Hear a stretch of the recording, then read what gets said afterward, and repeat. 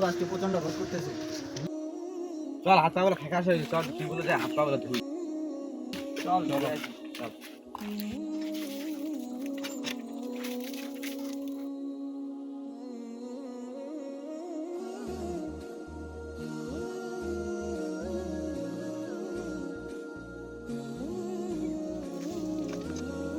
রোদের মধ্যে হাত পা ধোয়ার মজা আলাদা।